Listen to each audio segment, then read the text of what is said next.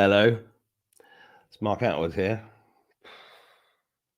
I just had a power nap. I'm not sure that's the best thing you should do just before you go live on YouTube, but I realized that this is the job I should be doing. Listen to this. This guy's voice. Hang on. The end of this timed Can you hear him? recording is marked by two gentle chimes. Oh, that's the wake-up call. These are the honest guys. Wake up after 30 minutes. These are the only ones I trust to give me a 30-minute power nap because I always wake up. And I was like, I've been trying to get this guest on 4 times. This is the 4th attempt. And so I've been in bed for 36 hours this week. After the equinox, I went up to Carrickeel, and it was 9:26 at night, the equinox. And I went up with my friend Gary, and we were stood there in the dark, getting the energies. And then the next morning, I couldn't move. I couldn't get out of bed. And I was buckets of sweat, shivering cold. And I thought, have I got the dreaded COVID? And then I remembered, no, that doesn't exist. Never been isolated. You can't catch it. So it wasn't that. And so I thought that's allegedly YouTube. I'm only joking. It was a joke. It's not medical misinformation. I thought, have I got the flu? No, it's not that. It was something else.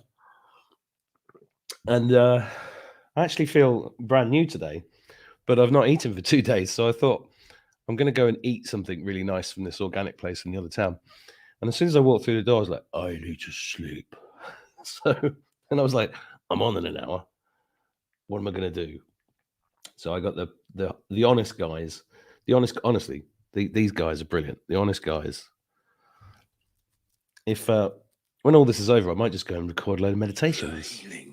See, there's that voice. As soon as I hear it, I go. Anyway, this is a hell of a week. Hell of a week energetically. For me, it's been the most profound, energetic week since I think I started this podcast, which was in middle of 2020.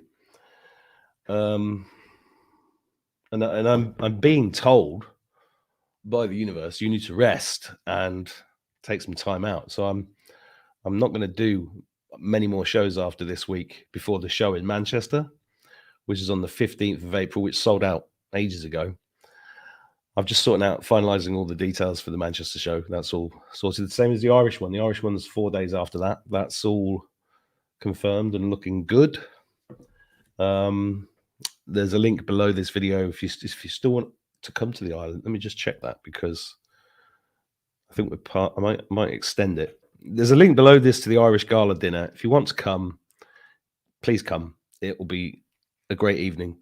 And I also spent this morning nearly there with the book, the poetry book. It's 270 pages long, which is not bad because there's only 3 poems in it. But it's nearly finished. It's nearly finished. So I'm hoping to have that printed and ready for those of you that want to see it. Hello, Annika Vanueli. How are you? Angel Star Mystic. Yeah, well, you started taking sodium bicarbonate with sea salt and distilled water and felt so good after, energized and clear mind. All I've had is electrolytes the last couple of days. And I've been using this as well, which is the Bob Beck Zapper. So these are 2 things here. We got this here, right? And it goes into this sleeve here. And then you make that moist with that one there. And then you take the shirt off. Jacket. Take the jacket off. Then you put this device. You can actually build these for like 20 quid, but I found a guy on Etsy that makes them for about 100 and something. And you sort of strap this on.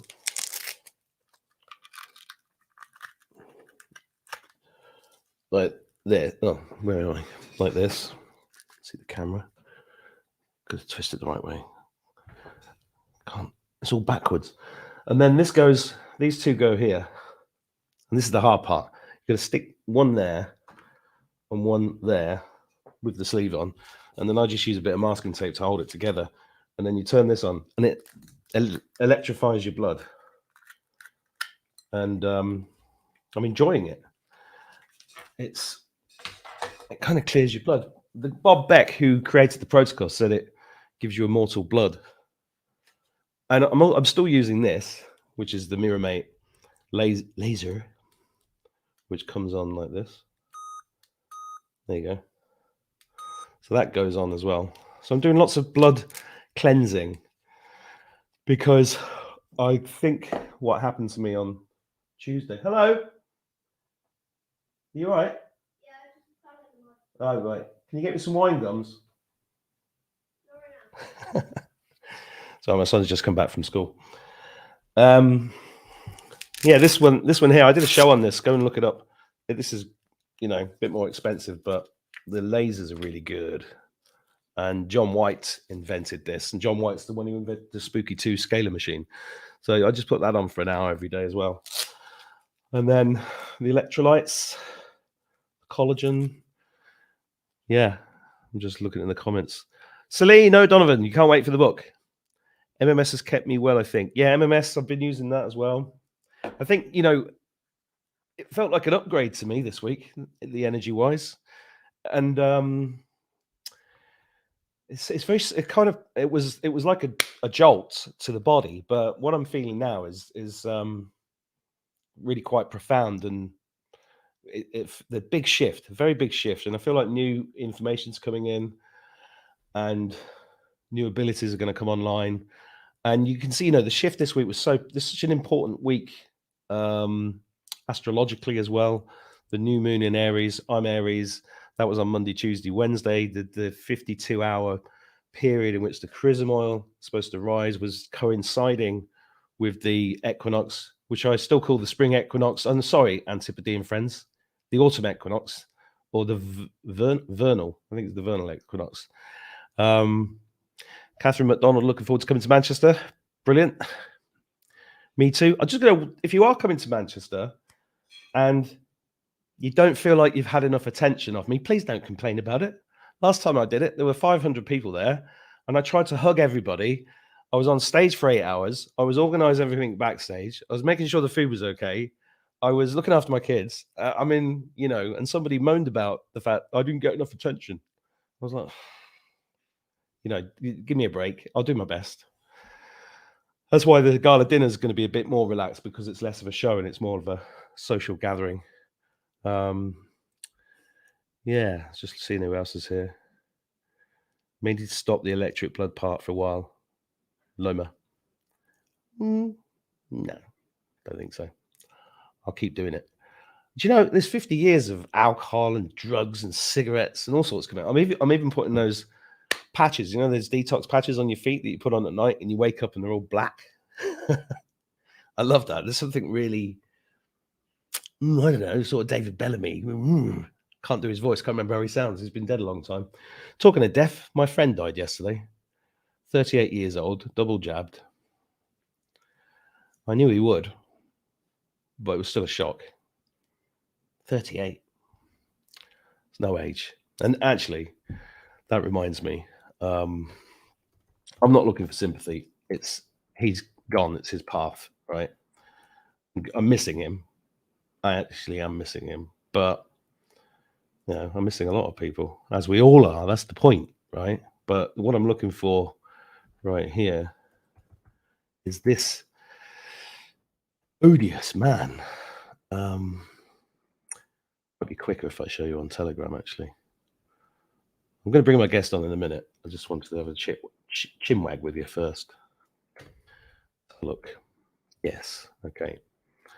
Found it. Let's have a look at this. If you're not on my Telegram channel, the link's below. Please get on it. It's where there's usually stuff going on every day. The other day, there was nothing because I was in bed for 36 hours. But there's usually stuff going on. I do keep up with what's happening. Yeah. So this is what happened on Telegram today. This is what I put up. Tim Piers Morgan. My 38-year-old friend died yesterday morning because he was so terrified of a virus that didn't exist okay, YouTube, I'm making it up. And then he had a jab that wasn't tested, all brought about by the media following orders instead of critical thinking. I think it's worse than that, but I didn't have enough space to put it in. Shame on you. This was a genocide and you're complicit in it. And that was because he's had the temerity to go, oh, I made a mistake. Did you? Did you really? Do you think that's enough just to say, oh, I made a mistake? I was just doing what the scientists told me to do. You're a journalist.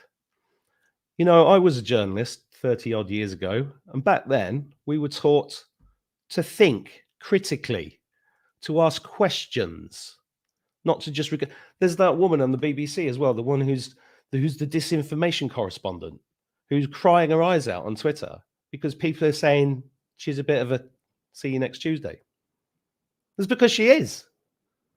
All the people that have been called out for disinformation are the ones trying to save everybody else's life over the last 3 years, whilst being spat at and shouted at and barred from clubs and restaurants and traveling.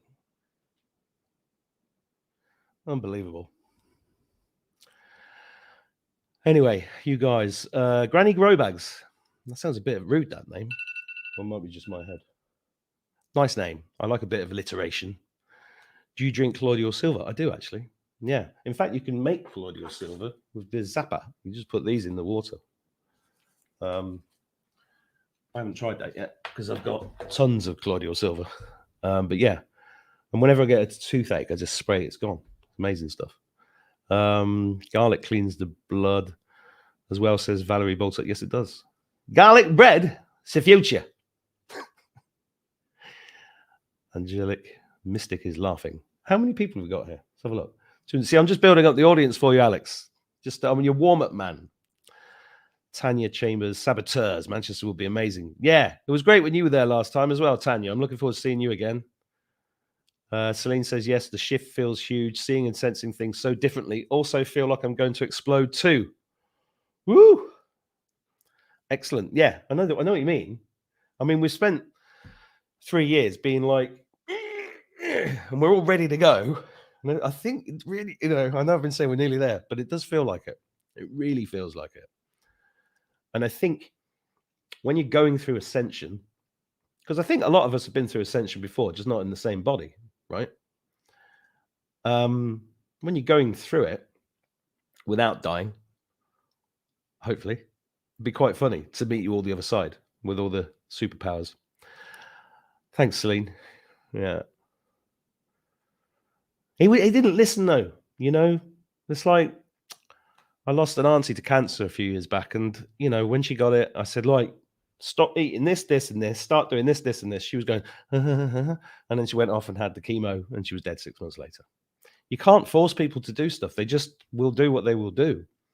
I was thinking about getting some nanosoma into Ireland because there's no distributor here. And I could do it. I've been an entrepreneur for 30 years. I could probably sell shitloads of it and market it and not do this channel.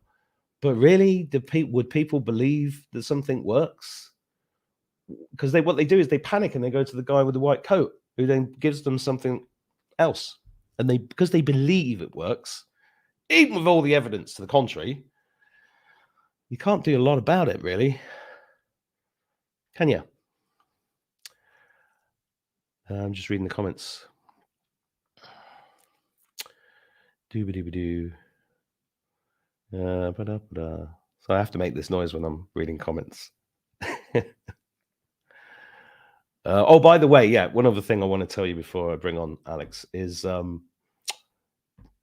don't forget, if you don't see me on here, or if I tell you about an interview, I get so many people, I say, look, I did a great interview with Christiane Northrup the other day on Rumble. And then people leave in the comments, where's your interview with Christiane Northrup? It's on Rumble. And then I get people in France going, oh, unfortunately, Rumble is banished in France, so we cannot work. Get a VPN.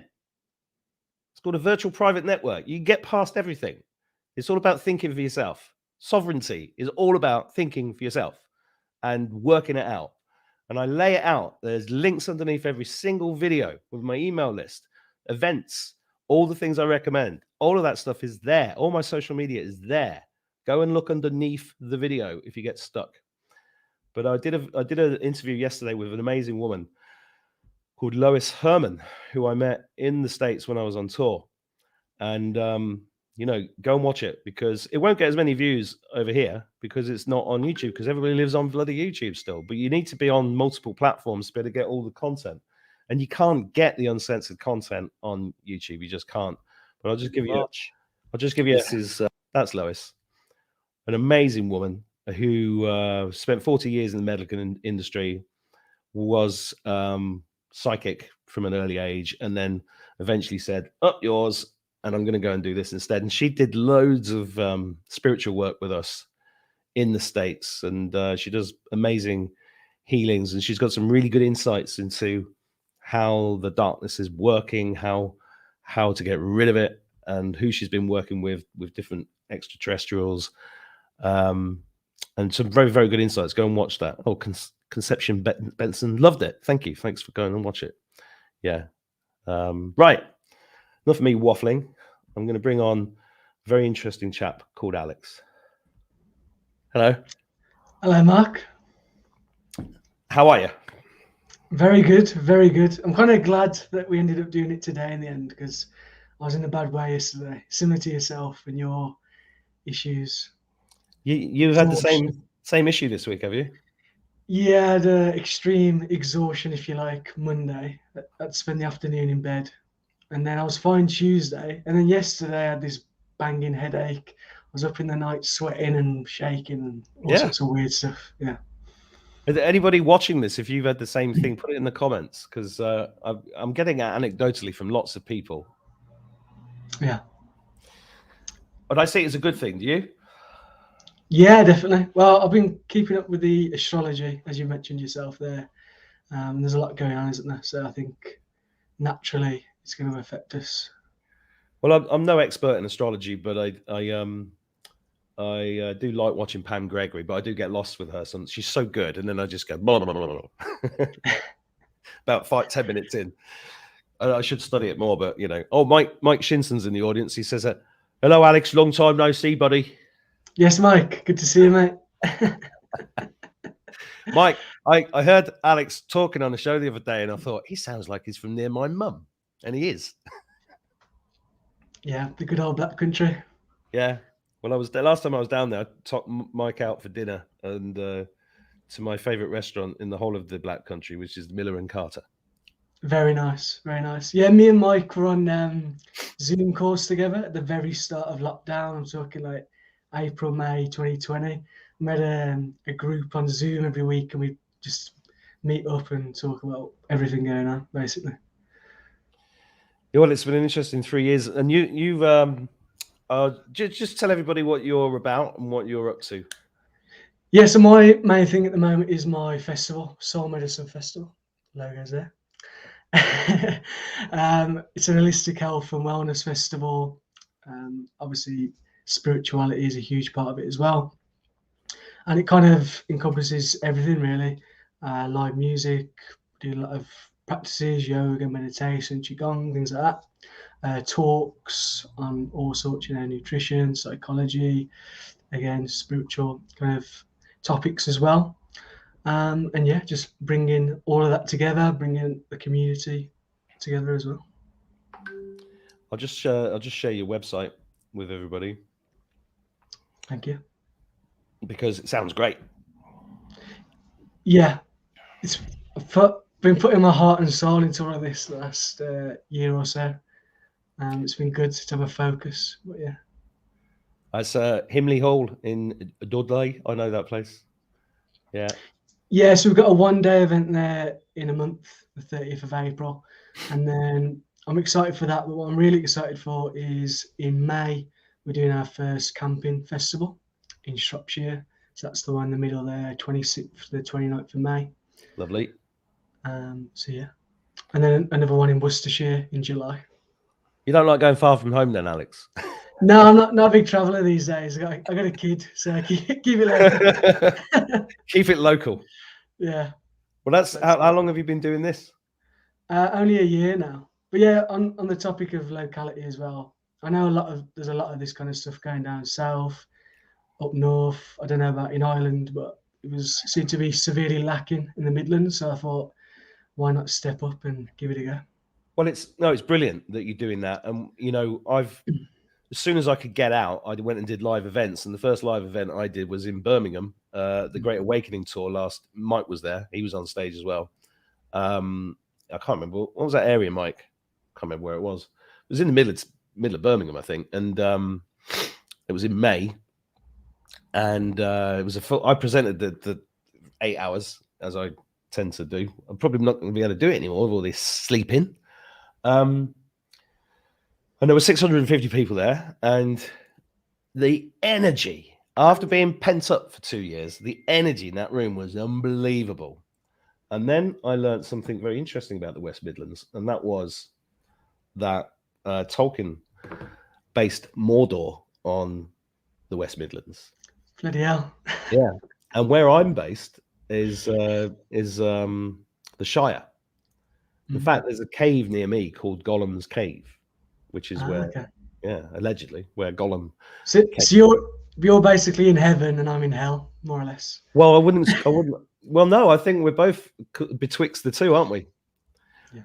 But the interesting thing about the Lord of the Rings, I don't know if you know, Tolkien said in a radio interview in Amsterdam in 1959 that it was based on the true history of Earth. From the books that were hidden under the university, which were placed there by John Dee, who's the guy that sank the Spanish Armada 3 times off the coast near me here in Ireland. Very interesting. It's all connected. And and there's a lot of other stuff I learned while I was over there in Birmingham that day. Ladywood, thanks, Mike. Ladywood. I did my first stand-up comedy gig in Bearwood. Bearwood Tavern with Frank Skinner in 1990. With Frank Skinner? Yeah. Do you do a bit of stand-up as well then? 35 years ago I did, yeah. Awesome. Yeah, now I'm just a average poet on a podcast. Bloke in a kitchen. That's how I started. Just sat in the kitchen and started talking because there was nothing else I could do, during 2020. What else could we do? Yeah. We got on Zoom and we got on YouTube and we did what we could. We couldn't go out with pitchforks. There was nothing we could do. Yeah. It's kind of working, though. I did the exact same, but unfortunately my channel got shut down. So did mine. Yeah. I just kept getting up. Yeah. Good man. Well, yeah, that's what Rocky said. It ain't how many times you get hit, it's how many times you get up off the floor. Yeah. No, once it got shut down, I was like, I can't be bothered to build it all back up again. So but that was obviously things are meant to be. You understand that. Which is why you're happy that we're doing this today at 4, and so am I. Because yesterday, we tried to do a live yesterday, and everything just shut down. It's never happened to me. The computer blacked out. Then I tried to connect to my phone, then the microphone wouldn't work. And I was like, what's going on? But I'm learning, I've been learning for a very long time to trust all this stuff and go, okay, that's the way it is. There's a reason for this. I mean, and there's a little things, I don't know if you're noticing, Alex, and guys watching, like, for example, I'm getting a load of emails coming into my inbox that normally go into a different folder, but they're all emails that I've subscribed to over the last 20 years. And I'm like, why am I still subscribed to this? I've spent a couple of hours this morning, unsubscribe. And as I was unsubscribing, and I was starting to feel this lifting of stuff, and I was like, oh, I'm letting more stuff go. That's what I'm doing, even with emails. And it's all part of this process, I think, because what happens in 5D, in 3D looks very like normal stuff. Like somebody dying, for example, looks like a normal situation. But what's really happening is that their soul's going on somewhere else. It's not necessarily a tragedy. It's part of their journey. And being able to, have the mindset to look at things that way is part of our development. Yeah, no, I totally agree. Letting go is a huge part of the path, isn't it? It's the biggest one. Well, we're going to let go of everything one day. It's the biggest one. I got, we've not met before. Sorry if you're watching this, I'm repeating myself, but I've always had a very happy-go-lucky kind of existence, and always been very good at everything that I did and just enjoyed my life. And then 4 or 5 years ago, slap, everything fell apart. I wanted to end it all. And then I got this message, let go of everything. And I was like, and I thought I understood what that meant years ago, because I was putting memes out 10 years ago saying, let go, pictures of balloons, just let it go. I didn't know what the fuck I was talking about. I was being spiritual pseudo bollocks man, but yeah, But yeah, letting go is a deep thing. well, we all get humbled over time, don't we? On the Yeah, path well, as well. tell us about your journey, because you were a heavy drinking lad about town, but then you were not enjoying life.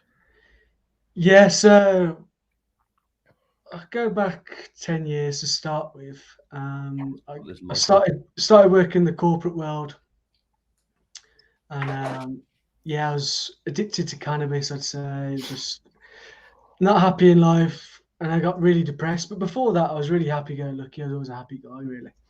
And I know I had this really like deep, dark depression. I couldn't string two positive thoughts together.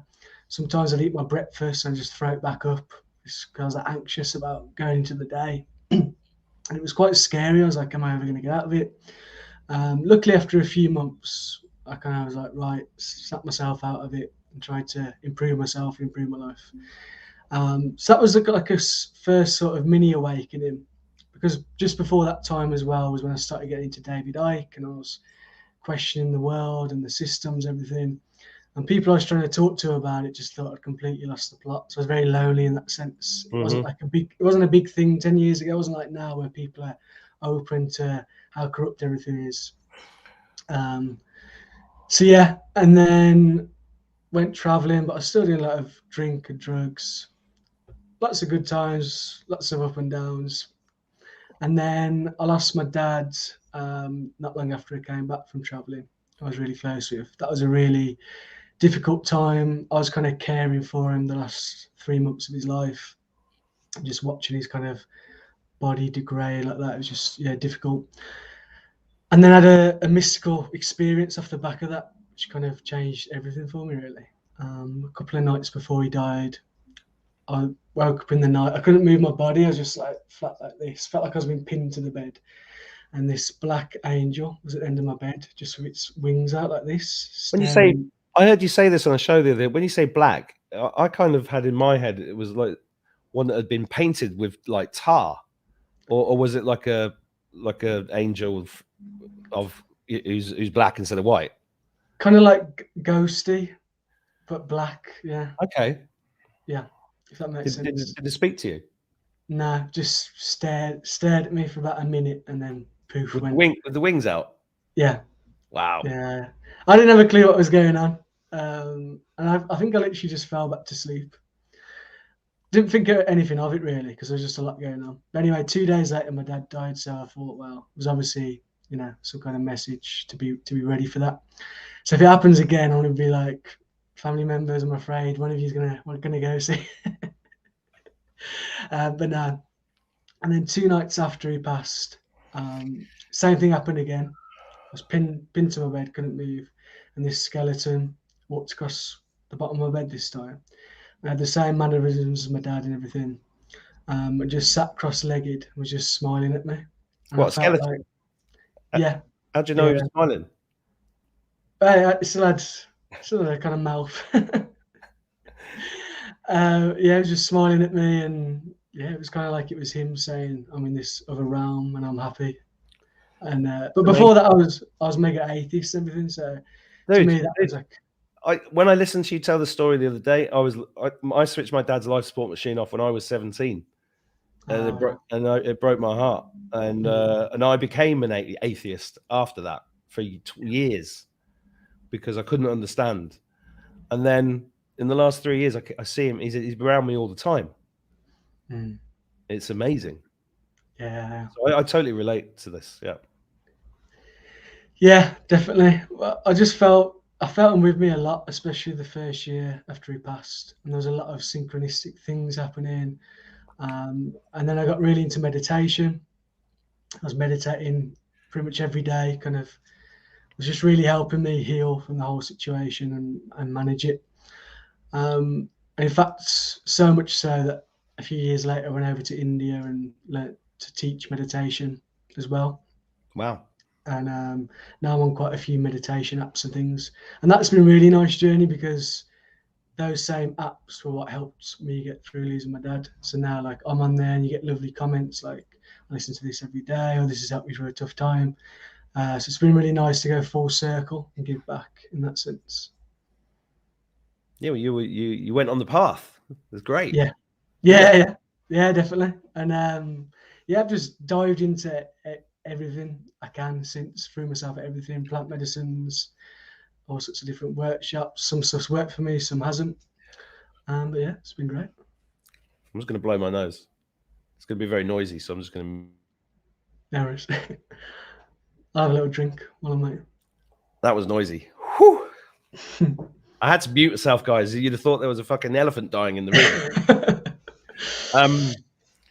Yeah, I heard you talk about the plant medicine as well, and I was laughing because I've told this story a few times, but I just remember going to my first peyote ceremony in Glastonbury on a ley line in a wigwam, and I pulled up in my Jaguar with my big watch, and I was like, got out, and I was like, what the fuck am I doing here?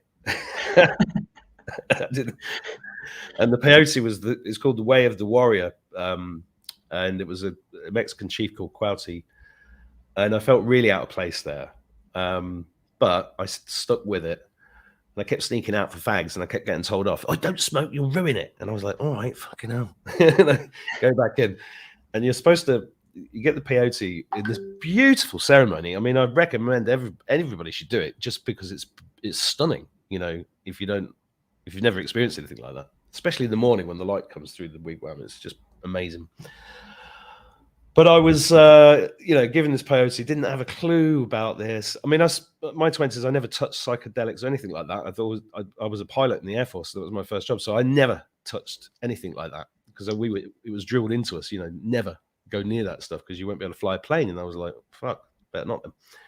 But anyway, peyote, for those that don't know, is like the flower of a cactus from North America, and it's known as the grandfather, and ayahuasca is known as the grandmother because the grandmother's far harsher on you than the grandfather, and they both give you truths, and they give you what you need at the time.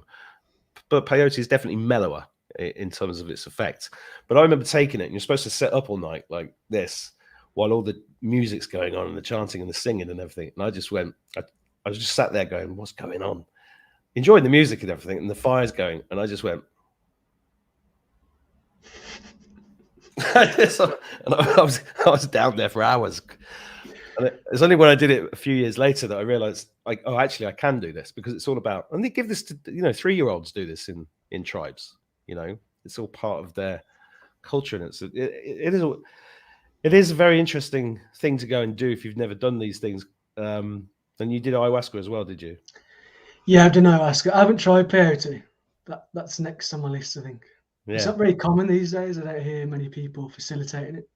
Well, the thing with Cuauhti, the story he told was that he had a construction company, I think, in America, and he was told, buy the plant, take it around. People need this in preparation for this time. And I think the same thing happened with ayahuasca. There were people told by shamans, and the shamans would come over, and I did it in North London a few times. But there were a lot of dodgy characters that went, oh, there's a load of money in this. So they were doing, because the first time I was looking at ayahuasca, I think it was, have you ever read any of Stuart Wilde's books? No. Yeah, he was like, Hay House, Louise Hay. And it's like, Hay House is like the biggest publisher of spiritual books in the world over the last 40 years, right? Or maybe longer. And it was a woman called Louise Hay who wrote a book called You Can Heal Yourself. And she was about 60 when she wrote this, and it just became a smash hit. She ended up on Oprah, who's not good. But, Oprah was like the biggest spiritual influence in the world for years, right? Their time is all over. We know this. But I think Louise Hay was good. And anyway, this company got born. And this guy called Stuart Wilde wrote a load of books. And the first one I think he wrote was called Infinite Self. And he was a very influential kind of speaker that I came across about 20 years ago. And he talks about ayahuasca and all of this. And he basically had a jeans company in the 60s, made millions by the time he was in his mid-20s. And then he just dropped his keys to his Mayfair flat and his Rolls Royce down the drain. And he just walked the earth for the next 40 years. And then wrote about it and toured America in the 80s. And his recordings were really profoundly good for me. Anyway, I'm waffling, but he talks about, that's when I first came across it. And I booked on one of the things he did in Amsterdam but I missed him. I really got close to meeting him. He actually died in Ireland, driving on a driving holiday, I think. So anyway, yeah, Stuart Wilde. He's interesting writer. I'll buy you a copy of a couple of his books. Give me your address. I'll send you some of his books. Do you like reading? Appreciate it. Yeah, I prefer like documentaries. I'm more of like a visual learner, but I do read a book now and again. I don't know if there's been any documentaries about Stuart Wilde. If any of you guys watching this know if there are any films or documentaries with Stuart Wilde, let us know in the comments. The Teachings of Don Juan, good read. Don Juan, yeah. What was there was a book. Yeah, no, this was interesting. This is a good book. The Art of Dreaming, Carlos Castaneda. And this was there was a copy of this anonymously posted to me after a talk I saw in Manchester about 12 years ago. I had to rebuy it. It was really bizarre. It's one of those bizarre circumstances when you think you know who sent it to you, but you can't prove it because they didn't leave a note. Anonymous. I like that. Yeah. I like the mystery of that. Yeah. Because with everything signposted. Have you found that with your life? So that you look back on it, you go, "Oh, it all makes sense now. Why I'm running a soul meditation festival." Yeah. I know what you mean. Because if you told yourself you 5 years ago that you'd be doing this now, you'd probably laughed at yourself, wouldn't you? Yeah. I just said no chance, definitely. The point I was trying to make is that when you get, and what this happens with me, I go around the houses.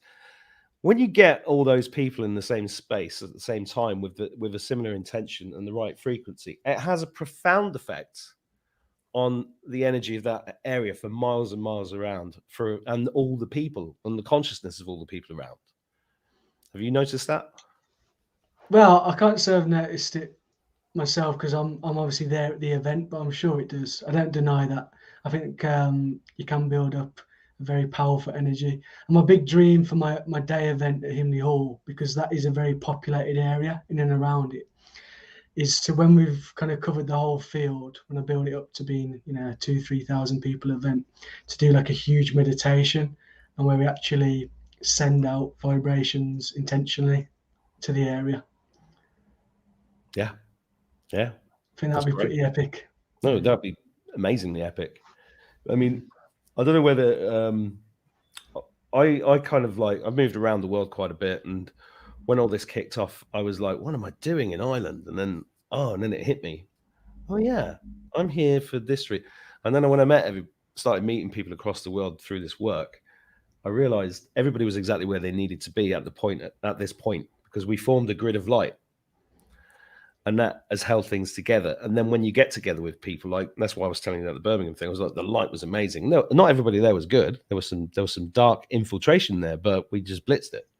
And then in America, we did this tour, and the tour itself was 17 cities last October. And 3/4 of the way through the tour, a friend sent me a map of the portals in America, and it was exactly the same route, the dark portals. And we were blitzing them as we were going around, but most people didn't even realize that's what we were doing. We thought we were just giving talks. So that's what I like. Yeah. But also not conscious. Yeah. Just guided. I think, we're all kind of guided by life circumstances to go and do the work that we're doing. That's what I think. No, I agree. Could be wrong. Sure. Yeah, my partner is a bit psychic. And she said that she's seen like shamans next to me before, like laughing and doing all sorts of things next to me. Well, they do have a good sense of humor. Yeah. I don't know who I was talking to the other day. Spirituality can be a bit dry. And actually, my experience is that they've got this fantastic, God's got an enormous sense of humor. Well, I'm glad you mentioned that, actually, because that's another thing I'm adding to the events. A lot of comedy. So we've got like stand-up comedy. We've got some girls called the Dancing Grannies. I don't know if you ever come across them. No, they sound good. Yeah, it's just like 3 ladies. They dress up as grannies, and they just dance, basically. It's just hilarious. Oh, good. I want to see that. They got thick black country accents, and they just like fight between themselves and all sorts. So they're good. We've got a girl called Rachel. Just very, very good stand-up comedian. Can take the piss out of herself, which is always a good thing. It's essential, really, when you're doing comedy. Yeah, pretty much.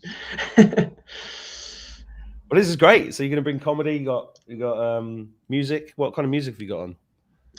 So we've got a real mix. We've got a Bob Marley tribute band. Bob Marley, for me, is like a huge kind of spiritual leader, as well as obviously This generation, Shan, will rule the nation, Shan. I've not got the echo button.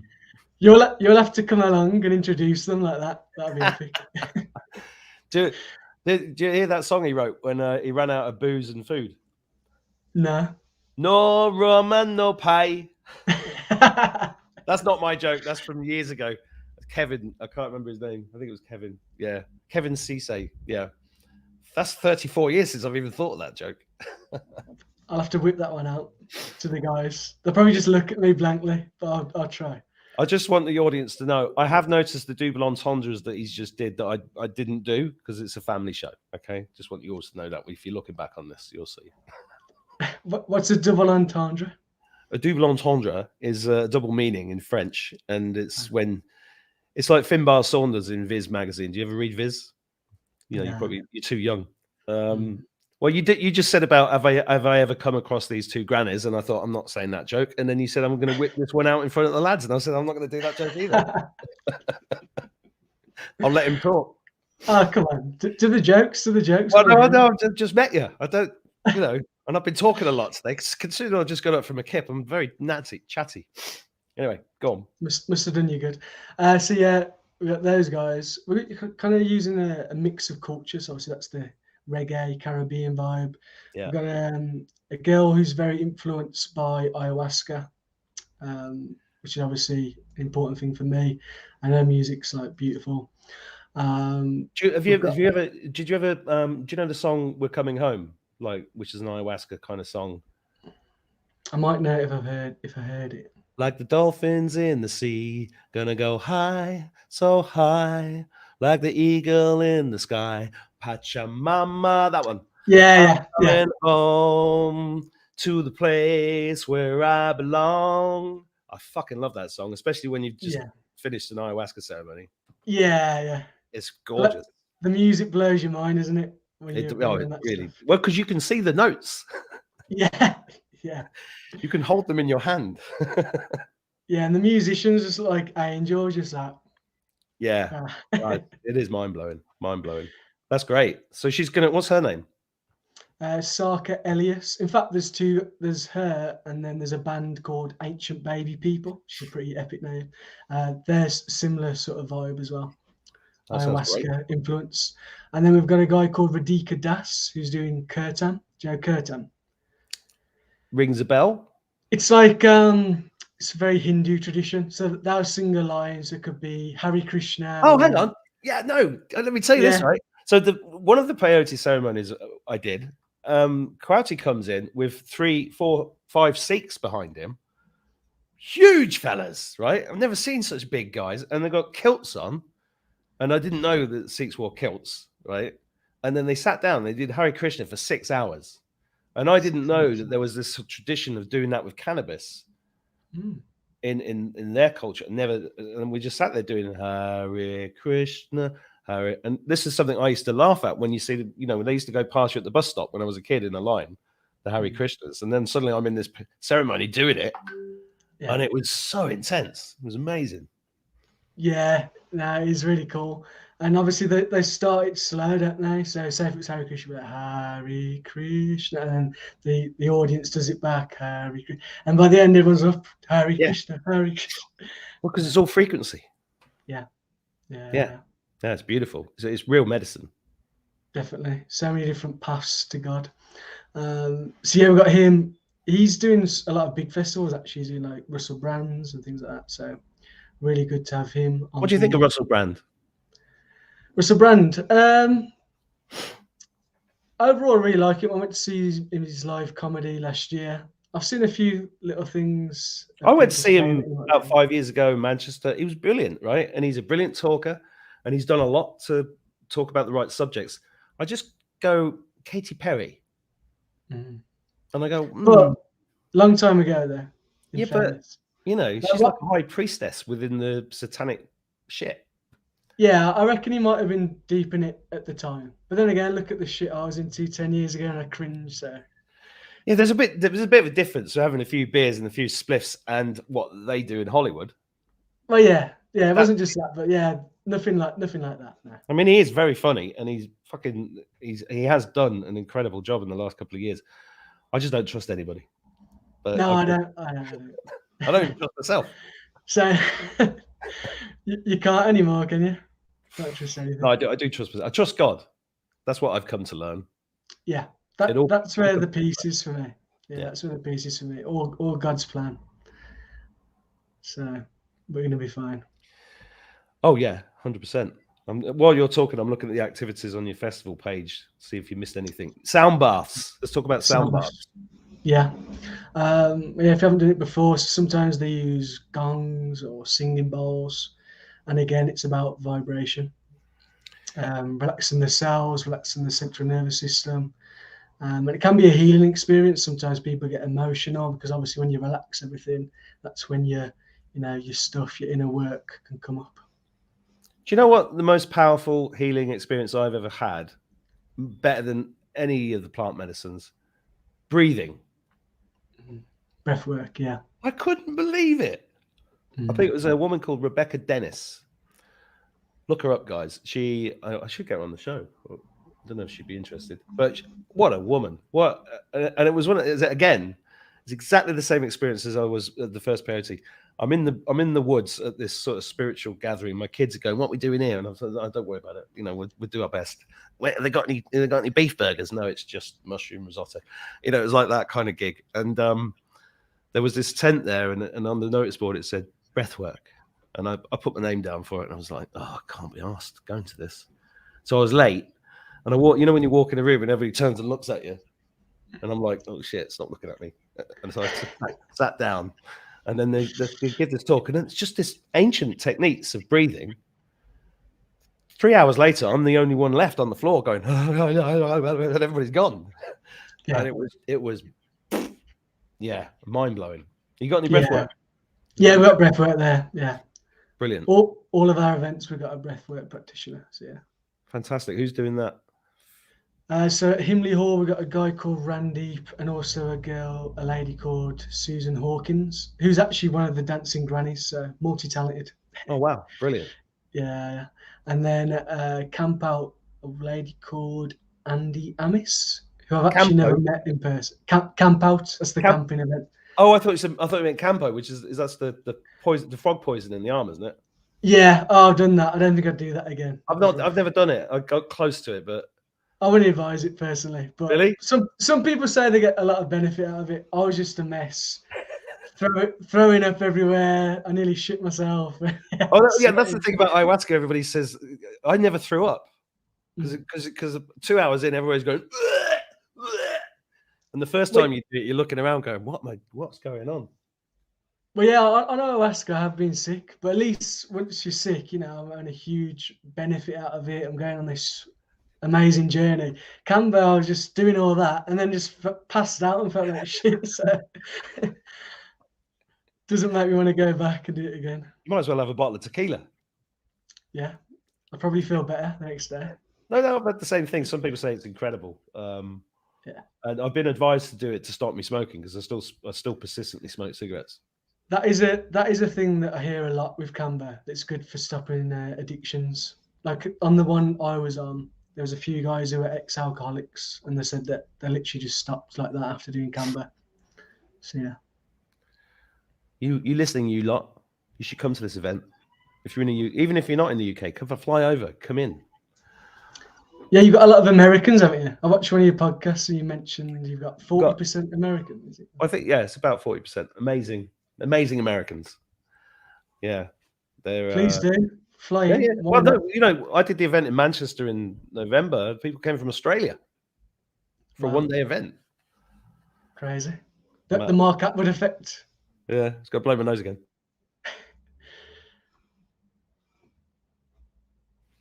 That's one less elephant in the world.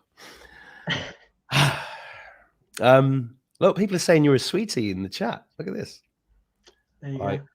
Lisa Cry Freedom. She's my mate in Liverpool. We're doing she's running an event there in Birkenhead. Is it, Lisa? I've sent you a message, Lisa. I need you to remind me where it is and the date, because I can't find it in my diary. And you didn't respond this morning, but I have had a kip this afternoon. She says, Alex has got where is it? The purest, truest, humble energy. There you go. You can put that on your poster. I like it. I'm going to take that little clip out and just share that. Well, it's true. It's true. It's good. You've got a very, very strong, you've got a kind of bass tone energy. You know, this is why your voice is obviously going down well with the meditating community. Yeah, I get that a lot about my voice. I just think I sound monotone and boring, but apparently it's very relaxing as well. So there's pluses and minuses. I used to think the West Midlands accent was boring and monotone, and then I spent time there, and then you pick up on the nuances, and it's fucking hilarious. The humor. Yeah. Mate, the humor around here is fantastic. It is. It's brilliant. There's a lot of downsides around here, but the humor is not one of them. Everyone takes the piss out of themselves. You just, very down to earth place. That is. It's brilliant. It's the heart of the country. Mike A saying DMT ? Well, pure DMT is something I've never done. I've done it once. I'd like to do it again because someone told me to do it the Terence McKenna way, which, he's obviously hardcore, and they say to take 3 tokes, but apparently after the second one I was told that you start to feel a bit giddy and it's hard to the third, which is exactly what happened. But I just grabbed it for the third, I was like, and then bang, hit the sofa behind me, and I literally felt myself like fly like a rocket out of my body. And it was cool, but it was a bit too intense. I didn't really get anything from it. I liked with ayahuasca because that's obviously got DMT in it, but you actually kind of, a bit more conscious, and it's a long experience. Yeah, because DMT is like a 15-minute thing, isn't it? Yeah. I think mine was only about 5 minutes. Yeah. You guys watching, DMT is dimethyltryptamine. You produce it in your brain anyway, right? It's in the pineal gland, and it's dreams, blah, blah, blah. And, I came to the conclusion that the word hallucinogenic and hallucinate are made up. They're just made up words, because you don't hallucinate. It's like when I see spaceships and people say, how much were you drinking or smoking? I'm like, why would you see a spaceship if you were drinking? It doesn't make any sense. You don't hallucinate when you're drinking, but you don't hallucinate with DMT though, because I think it just takes you somewhere else, or it opens up another dimension, which is a very different thing to imagining something. Well, yeah, the interesting thing about DMT is that we actually produce it ourselves as well, don't we? I think in the pineal gland, and we produce it when we sleep, and we also produce it when we die. So it's something within us. It's just, opens up new pathways. So how do you think they found ayahuasca? Because you're talking about, just so you guys watching know, 2 plants. Ayahuasca's 2 plants, right? There's the ayahuasca root, and there's the other one, which I can't remember. But the other one is an enzyme inhibitor, which enables this thing to work in the human body. And we're talking South America. We're talking billions of species of plants. You can't tell me that was trial and error. So I think that somebody gave that information. Yeah, the story is that someone was guided through spirit to put the 2 plants together. But this would have been, probably thousands of years ago. Millions of years ago. Yeah, potentially, millions of years ago. It's a technology. Yeah. And Terence McKenna said the psilocybin mushrooms and everything, that is the alien invasion. Yeah. The mushrooms as a gift, because they're there for us to help us. And they I think psilocybin, there's a couple of things you guys watching this. Everyone's going, they're talking about drugs. No, we're not. The Brazilian government actually prescribe ayahuasca to murderers. Oh, really? To help cure them of their murdering tendencies. Because if everybody had ayahuasca, you wouldn't murder anybody. Yeah. They were saying that they should give ayahuasca to all the politicians. Yeah. I think that should be a prerequisite of going, if you want to be a politician, spend 4 weeks. Don't go on I'm a Celebrity, get me out of here, wancock. Go to the jungle and spend 4 weeks with a shaman, and then we'll think about voting for you, you little... That should be an option for the trial. Send him off to an ayahuasca ceremony instead of eating like camel's balls or whatever they do. Well, there should be a total prerequisite of being in power. Yeah, definitely. It would change everything. And you Yeah. know, and psilocybin and mushrooms, right? The medicine of the future. That is, Mm. it cures mental illness. It cures depression. It No, rewires the synapses in your brain. Do you want to hear a funny story about that? I loved it. God, you'll like this. So I got my mum to do a mushroom ceremony with me and my mate, right? At the age of 70. She just said, "Oh, I'll try it." So, and my mate got this soundtrack that was scientifically proven by McKenna types in the 60s to give you the best possible journey. So we're all under the blankets, the music's on, we have the right dose. He's very precise, my mate. I just eat them. But he's like, no, weigh you, get the right amount, blah, blah, blah. Did it all very scientifically, which is, not the way I'd normally do it. But, I'll go with the flow. And so my mum's out for 7 hours. And she wakes up and she looks about 10 years younger. And she goes, "Oh, that was beautiful. What happened, Mum? I was at the pearly gates with, see, her twin sister died of cancer like 20 years, my auntie, 20 odd years ago. And she met her sister and they walked up this mountain and they had this beautiful conversation. They said all the things they wanted to say to each other. And then at the pearly gates, she said goodbye to her. And then she woke up. And she was such a profound, beautiful experience.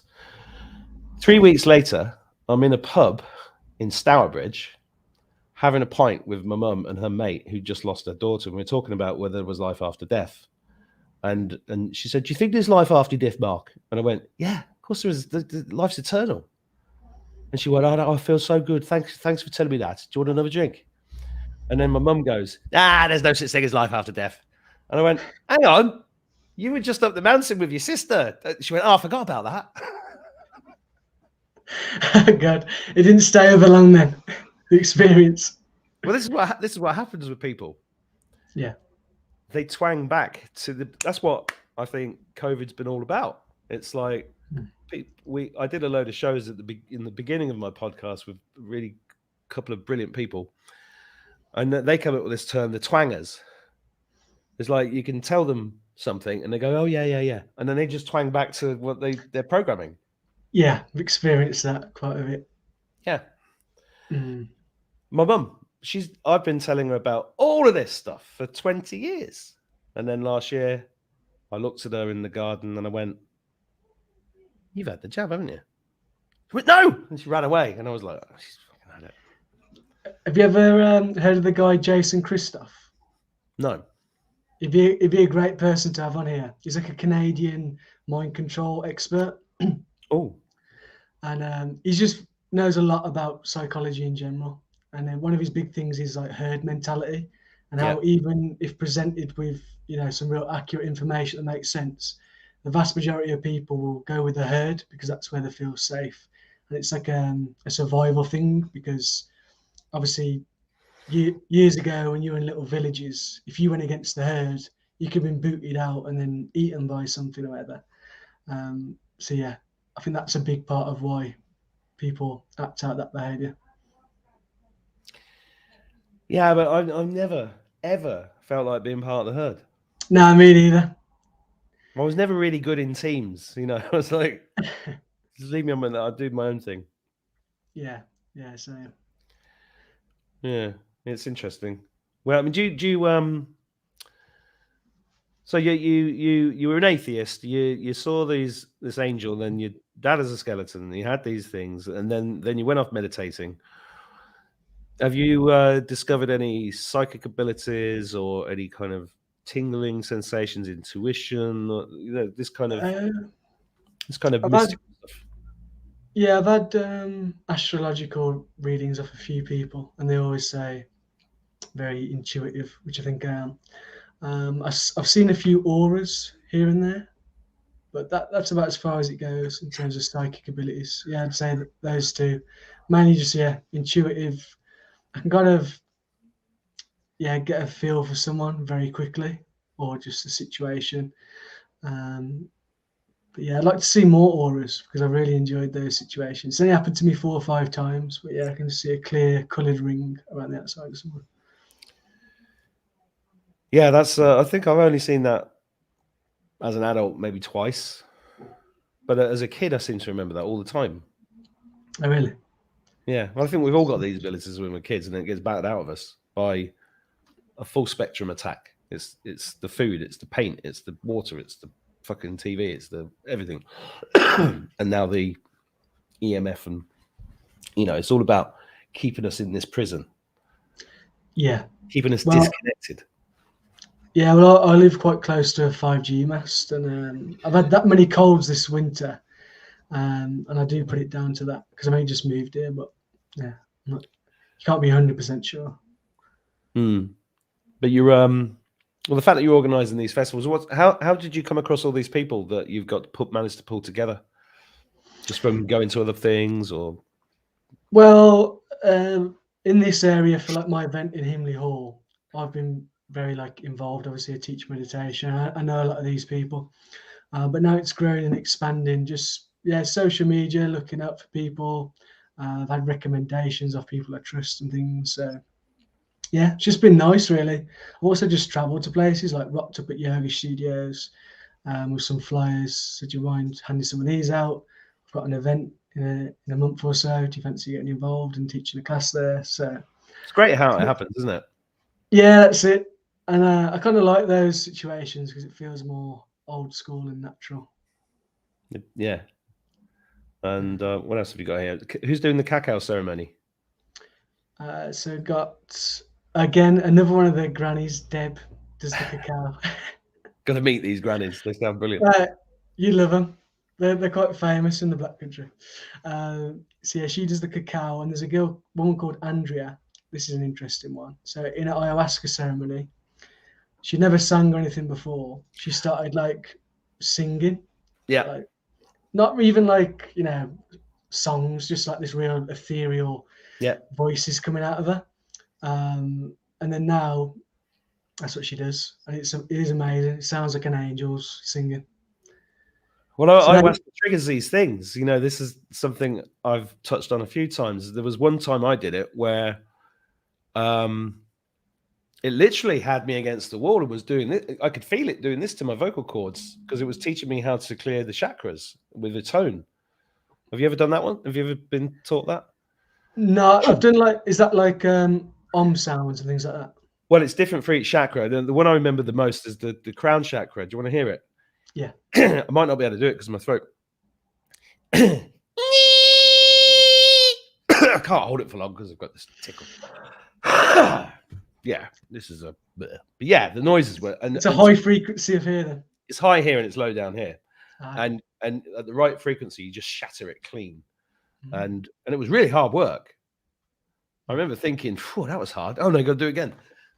7 times. It took a couple of hours. It was but that's brilliant. You've got, because the cacao ceremony, I did that, I can't remember when, but about 10 years ago. But I did it before I had a business meeting. And I just remember being in this business meeting and it was like I was coked up. Yeah. No, I was really surprised at how powerful it was because, like I said, I've done ayahuasca, mushrooms. I did cacao for the first time quite recently. It was about 6 months ago. And I thought, just drink a bit of chocolate. That's what I thought. It's a bit of chocolate. Yeah. And then I was having this real deep thing, difficult parts of myself going up. I was having to deal with fucking hell, I didn't expect this. They're the best ones though, aren't they? Yeah, that's it. They're the ones that actually help you evolve, aren't they? So yeah, it was a blessing. So how many this let's go back to your site and just talk through this a bit more.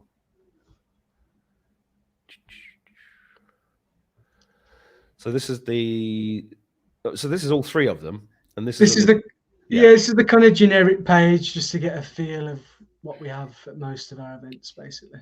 Okay, so how many people are going to be able to come to the Himley Hall? Is that a one-day event, or is there sleeping involved? That's a one-day event, all day, 9 a.m. till 7 p.m. Cool. And this one, the camp out, that's obviously camping, so that's a weekender. Yeah. And then Heart will be. Oh, one thing you could do actually. Yeah. If you go into the tickets tab at the top. Yeah. And go to camp out. Yeah. We've got the promo video and the schedule and things on there. So there's a lot more information. Well, let's play this. Nice. Yeah, you get a feel for the event.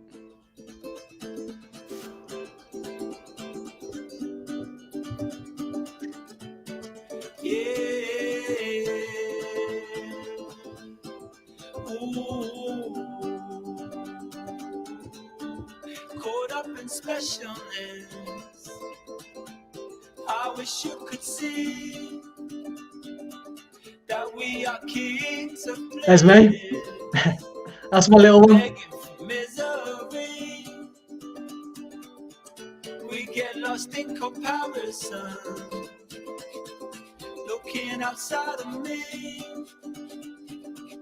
Now I see this world is unraveling.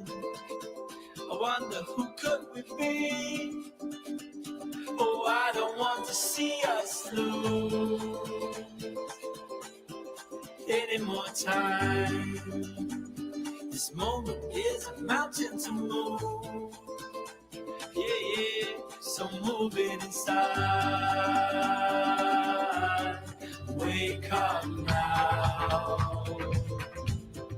Wake up now. Wake up now. Wake up now. Miss Marianne is a healer. She had pain on the mind. She said your money's your medicine, but you're sick all the time. 'Cause you got lost in comparison, always pretending you knew, but everything you were looking for was already looking at you. Oh, I don't want to see us lose any more time. This moment is a mountain to move, so move it inside and wake up now. Wake up now. Wake up now. Disuka. Nice job. Cheers. Nice job. This is going to be massive. Yeah, hopefully. Well, I've been talking to, do you know Western Park? They used to do V Festival. Mm-hmm. Been talking to them this week about potentially holding it there next year. So that gives us scope then to, grow it out. In a over the year, years. there'll be like 100,000 people there. You'll be like the Glastonbury guy, and then you'll be getting approached. Could we just put on Paul McCartney doing some satanic symbols halfway through? Is that okay? Yeah, Pfizer will be calling me. Yeah. Yeah. And what about sponsorship? Yeah. Soul medicine to my Pfizer. Soul medicine sponsored by Johnson & Johnson. Yeah. Get your I don't boots think after your meditation. Well, you see, that's why you got activated for this time. Yeah. Because Yeah. you ain't gonna do that shit. Nah, that's it. Not a chance. Not a chance. Yeah. Well, that's why I haven't gone after investors and stuff, because I want to have complete control over what I'm doing and protect 5D it. business, baby. Yeah. It's the way to do it. It's the way to do it. Yeah. Mm. Oh, that's brilliant. It's brilliant. What else is going? Is there anything else we can? There's a schedule on the website. If you want to have a quick look. I will. So yeah, if you scroll to the bottom, and it's got the pricing as well, because I'm sure people will be curious at the pricing and things. So yeah, a little bit further down. So yeah, this is the schedule. There's a lot on there really to go through, but that's just for the main stage. You can see in the day we're gonna have a lot of activities on the main stage, and then into the evening, because the plan is space in the day is lots of activities. There's like I think 8 or 10 different spaces, and people are off doing things. And then the evening, it's just the live music, so everyone comes together and have that community feel there. So yeah, we're still on early bird at the minute. So it's £119, which is half the price of like similar festivals, really. If you look at like Russell Brands and a few others. Do you know what I do? 100 You know what plus. I do? Just a little, because my career before this was business consulting. Yeah. And The more advice, the better. I wrote this book. Nice. No, what I've been doing since I started this is I've done a thing called pay what you can afford, but it's worth this. Mm. And what happens is people that can't afford it, because I realized with this channel, there's multi-millionaires watching this, and there's people on the breadline. And I was like, there's got to be a better way, because every time you price something, you're like, well, I've got to. It's hard. I've got to break even. I've got to pay everybody, but I don't want anybody to miss out. So I came. I'll tell you what happened with me. I think it was in 21. I was going to see a friend quite often, and I'd always drive past this beautiful organic farm, and outside this is where I always got my eggs, and they're the best eggs in Ireland, right? And I just and it was an honesty box, and then I was going in the honesty box. I was like, nobody ever robs this. Nobody ever underpays. I overpay sometimes because they're the best eggs I've ever had. I thought I'll try this out. So I got this feature on this website done, and that's what we've done with pretty much everything. Anything like we've done webinars and seminars and courses and stuff on this channel. And you end up getting about sometimes more. But, some people will pay £1. Other people go, I'll give you 500. I'm just throwing it at you because it's like an interesting... Or you can, another way you can do it is say, look, really, Russell Brand's charging 220 quid for this, but if you give us a minimum of 90, or anything you can afford above it. Because I'm bringing out a poetry book, because I've written poetry I've kind of narrated the last 2 years in poems, right? I listened to a couple of them. I enjoyed it. Cheers. Anyway, bring the book out, because people could say, when are you going to bring a book out? I was like, fucking hell. Okay, we'll bring a book out. And it hit me the other night. I was like, how do I charge for this? Because I was on tour in the States, and there's a guy there an interesting character called Wano Savin, and he's there selling this book for $70. I'm like, $70 for a book? That's a lot of money. Especially if you pay to go to an event as well. Yeah. But some people will be happy, and that's no problem. No skin off my nose. But other people are like, what the fuck? I've only bought £5 with me. It's like that. Yeah. I'm just wondering whether I bring out a book as pay what you think it's worth. Retail price should be this, but pay what you want. Yeah, it's an interesting concept. It would probably definitely work if we do move to Weston Park. Because like I said, we've got a pretty much unlimited capacity there. The problem with this event is I can only have 500 max people just because of the space, or maybe a little bit more, but yeah. Whereas next year I'm looking at 2,000 plus. Yeah, well, it's worth thinking about, because the way that we do business going forward is going to be very different, because it's all been top down, kind of led. Look at what I've employed hundreds of people in my time, right? And when it came to I was trying to find somebody to work in the marketing department or something, and the worst people in the world are the ones that went to university and got a degree in marketing. Yeah, that was me. Yeah, the worst. No, it's true. I don't know. If anything, it made me dumber doing that. Yeah, exactly. So they get taught to spend budgets instead of make money. And I was constantly going, what the fuck are you spending all the time doing this? Well, because I'm like, what a fucking waste of time. The way that the education system is deliberately designed to create idiots, that don't think through what they're doing, how they're doing it, why they're doing it, some of our subjects were just pretty irrelevant or just stupid. It was like... Well, it's boring as well. I keep telling my kids, don't go to university. Not at the moment. It's a complete waste of time. Yeah. Just 3-4 years. I wouldn't advise pretty much anyone to do that, unless it's maybe something like, I don't know, science or something. Well, if it's vocational, but even the science is all bullshit. Everything taught in universities is bullshit. Yeah, you might as well go on like a holistic science route if you're going to do that. Aren't you? You just get out in the world and follow your heart. I mean, I did 3 years of economics. Yeah. Economics, right? I touched on economics on my degree. Nobody once mentioned the fractional reserve banking system. Of course not. Isn't that funny? Yeah. It's funny how you can go through all those years of school and not learn anything about where money comes from. And then even do a degree and you still don't know. Well, it's funny how you can do 7 years at medical school and not know fucking anything about nutrition or how the body works or quantum energy or vibrational frequency. I've got more healing devices in here than the local hospital. Yeah. Because everything in the local hospital is a death device. Well, it's funny, isn't it? Like when you go to the canteen, they've always got like the vending machine with the crisps and the chocolate. It's like that's a good start for your healing, isn't it? Well, on my nan's deathbed, I went in and she was sat there eating Mr. Kipling cakes and drinking fucking aspartame laced cordial, and I was like, oh, it's too late. I'm not going to say anything. I'll just upset everybody. Yeah. But you know, yeah, drink this to make you feel better. It's fucking poison. Yeah, but when my dad was in the hospital, they're having like pudding with custard every single night. Everyone. What do Like you I say, hospital food is the worst food in the world. It's yeah, the frequency of those buildings is just, they've got to go. yeah. They've got to go. Maybe like healing centres.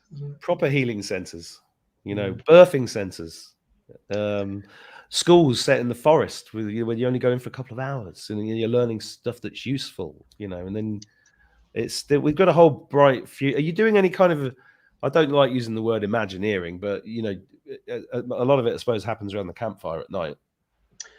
Well, it's funny you mentioned those two things actually, because the other day I was at a forest school by me. I was just going for a walk over a country park called Bagridge by me, and they got this little forest school. It's just like a sectioned area within the forest, and these kids just learn there all day, learn about the trees, learn about the plants. It looks awesome. So that is something we're going to incorporate into the events about alternative education, bringing together like homeschooling groups. Brilliant. And also the other thing you mentioned about birthing, my partner had a horrific experience within the NHS, and now is really into like free birthing. She's part of this free birthing society. That's not something I've planned to incorporate yet, but that'll probably come into it at some point as well. It's kind of going to be everything. Yeah. If you guys, there's a woman called Nikita, and she runs a thing called whenpushcomestosshove.co.uk. You can watch this on playback if you don't write it down. She'd be amazing to get to your festival to talk about birth, because she's also an amazing singer. Incredible singer. Yeah, Nikita. I'll send you her details after. But if you how old's your child? 2 in May. And what was the birth experience that, if you don't mind me asking, what was it? What happened? It was like they used, I don't know the technical terms, they use the gel and they put the fingers in there and they try and, stimulate it all. And then it all happened very quick, like within an hour she was born, which some people would say that's good, it was over quickly, but most partners said it was way too intense and artificial. And what's your partner's name? Cassie, if you're watching this, right, I've got 5 kids. First one was an emergency cesarean. Second, this is my ex-wife who did all this, but I witnessed it, and it can be done. The second one was a VBAC, vaginal birth after cesarean, which was incredibly hard to get, and she had to fight tooth and nail against the system to get that happen, and she did it with her last breath. It was unbelievable. Third one was a all-natural birth in a birthing pool at home, and then the twins at the end were the first all-natural born twins in the UK in 40 years. Really? Yeah. Wow. So it's so impact. And the other problem is, Alex, men haven't got a fucking clue about their role in all of this. So, men need to be educated on this as well, because they need to stamp. Because what happens with men is we just go, yeah, whatever the woman says. But the woman obviously often doesn't know anything, because they're just doing what their mum said, or what their mum did, or what they've been told at school. It's like I just got a form home the other day from the local school here about sex education. We need your permission to do this sex education. And I wrote a thing back going, absolutely not. My son is not having corporate sex education. Thank you. And sent that back. And my son was like, it's so embarrassing. I was like, look, you have to, it's an uphill battle in this satanic system that we're in. From birth to bringing up the kids to food, everything. This is why this is all happening, I think. Why do you think this is all happening? On what level? Well, on the 3D level, we've just been through a pandemic, right? Yeah. But it is the Great Awakening, as far as I'm concerned, and I call it spiritual quarantine. And we are ascending, and we are going through dimensions. Does that all make sense to you? Yeah, on some level, yeah. I don't know. It's hard to say. I think there's always going to be dark and light in the world. I don't see it being where suddenly there's a great awakening for absolutely everyone, and we have this great new world.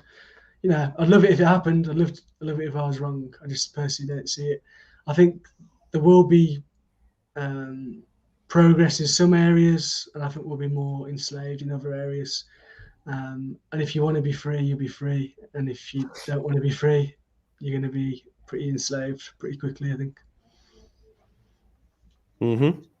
That would be my assessment of it. But yeah, people like us, we're always going to find a way out.